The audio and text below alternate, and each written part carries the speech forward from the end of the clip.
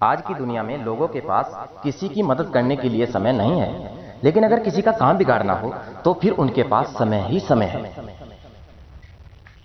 किसी महापुरुष ने क्या खूब कहा है कि हे पुरुष, तो स्त्री को कभी भी नहीं हरा सकता,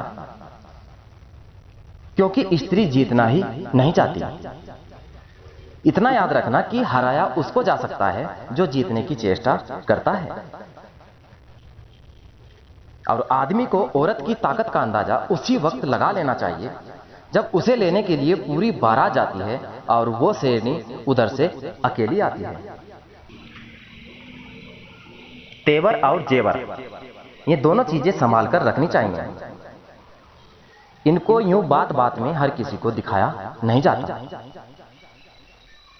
और जिंदगी में इतना याद रखना कि सब कुछ कॉपी हो सकता है, मगर चरित्र और व्यवहार कभी भी कॉपी नहीं हो सकता।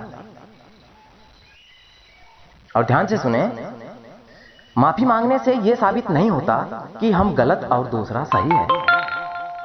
माफी का असली मतलब यह होता है कि हम रिश्ते निभाने की काबिलियत उससे ज्यादा रखते हैं।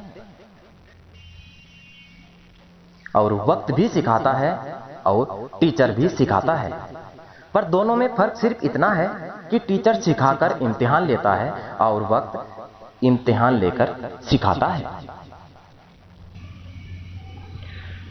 सफलता किसी के भी पास चलकर नहीं आती, हमें उस तक पहुंचना पड़ता है। ठीक उसी तरह जिस तरह भगवान ने हर पक्षी पशुओं के लिए भोजन तो दिया है, पर उसके घोंसले में नहीं दिया। और दो चेहरे इंसान कभी भी नहीं भूलता, एक मुश्किल में साथ देने वाला और दूसरा मुश्किल में साथ छोड़ने वाला। और भाग्य बारिश का पानी होता है और परिश्रम कुएं का जल होता है।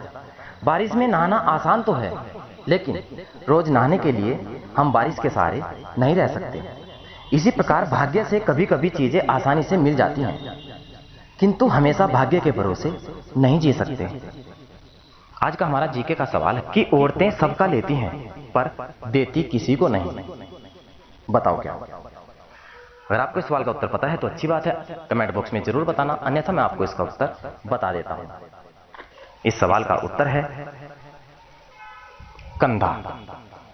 मरने के बाद औरतें किसी का भी कंधा ले सकती हैं, लेकिन कंधा किसी को भी नहीं देती। औरतें सिर्फ घर में रहती हैं, शमशान घाट में केवल पुरुष ही जाते हैं।